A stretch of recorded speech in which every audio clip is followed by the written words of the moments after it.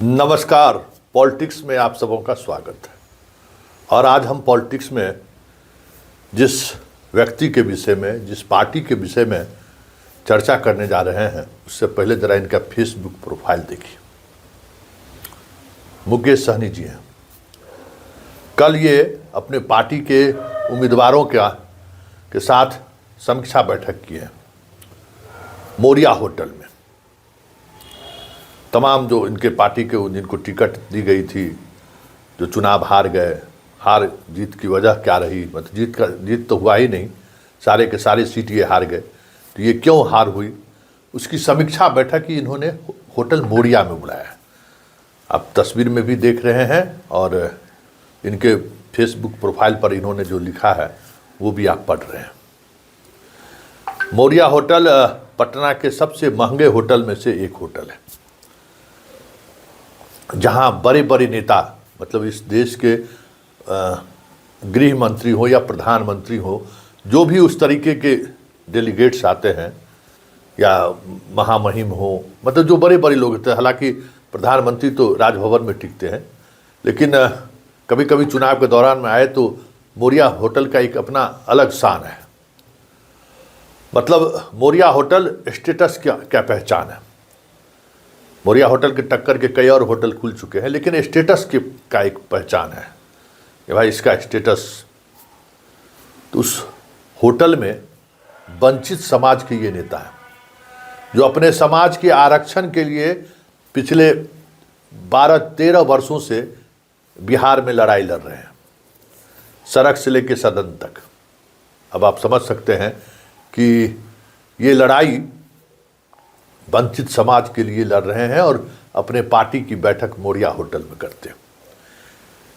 आज की तारीख में जो वंचित समाज की राजनीति करने वाले जो लोग हैं, या वंचित समाज के सहारे जो राजनीति में बड़ी बड़ी बातें करने वाले जो लोग हैं, उनकी जो व्यक्तिगत शुद्धता की जो कमी है, वही वजह है जो बीजेपी जैसी पार्टी तमाम क्षेत्रीय दलों को सिर्फ हाशिए पर ही नहीं पहुंचाया है, धीरे धीरे समाप्ति की ओर बढ़ाया जा रहा है। एक एक कर देखिए ना, एक एक कर समाप्त हो रहा है।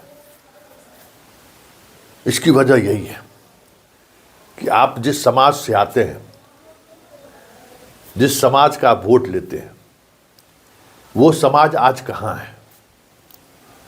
आज हजारों हजार सहनी परिवार अभी आपको पूर्णिया, कटिहार, अररिया के इलाके में मखाना भी इस ठंड में पानी में घुस घुस कर मखाना निकाल रहे हुए।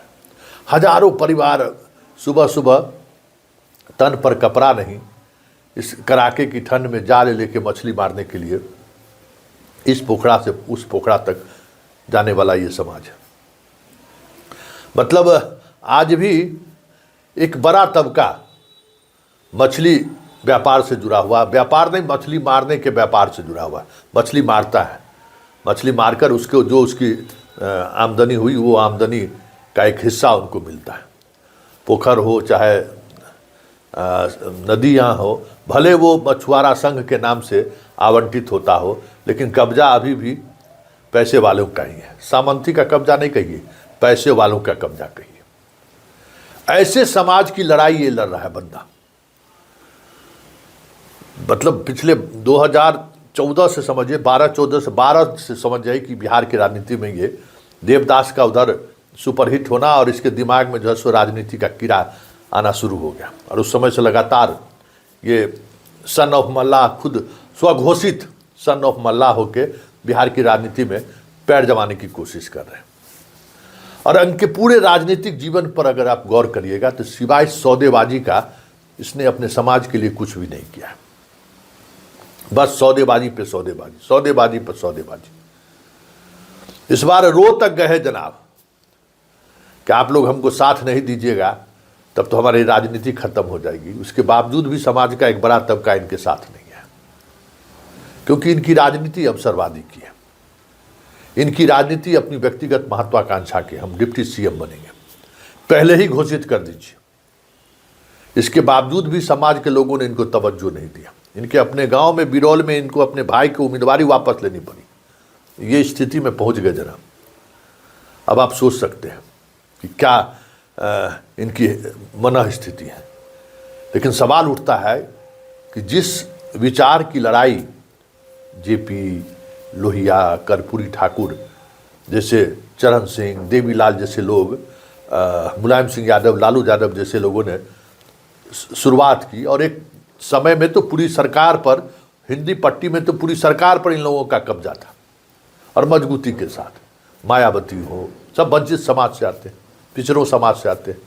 लेकिन धीरे धीरे धीरे धीरे धीरे सत्ता इन लोगों के हाथ से निकलते निकलते आज स्थिति ये है कि राजनीति में चौटाला परिवार खत्म।